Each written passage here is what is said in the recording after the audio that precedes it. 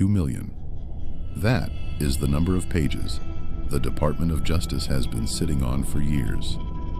But in 2026, the silence finally ended. While the mainstream media shows you the same 3 names you've heard for a decade, they are ignoring the actual connections, the logistical coordinators, the bank transfers, the flight logs that were supposedly lost. This channel has one goal: to go through every single page. No theories, no distractions, just the evidence. Today, we start with the files that were never supposed to be public. Welcome to the Epstein archives.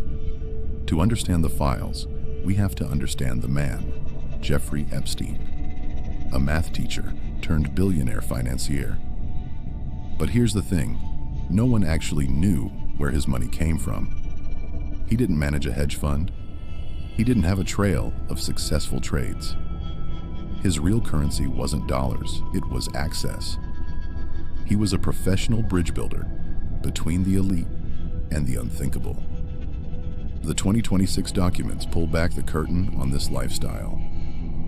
We see testimony from victims describing a world where presidents, royals, and scientists were treated as VIP guests at a horror show.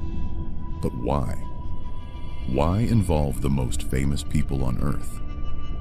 One word appears between the lines of every deposition: leverage. In the world of high-stakes intelligence and global politics, information is more valuable than gold. If you can prove the powerful man was where he shouldn't have been, you don't just own his friendship, you own him. To understand how deep this goes, we have to look at the documents that weren't supposed to exist. Most people focus on the Lolita Express, the Boeing 727 that everyone recognizes. But the 2026 Unsealing brought something else to light: the ghost flights. In March 2014, while the world's media was distracted by the disappearance of Flight MH370, a private Gulfstream jet registered to a shell company in the Virgin Islands, made a series of unusual stops. These weren't the typical trips to Paris or Palm Beach.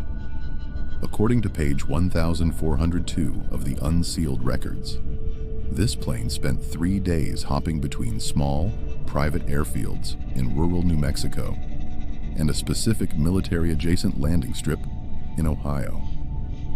Look closely at the records. This is a scan of the original pilot's log. Notice the ink.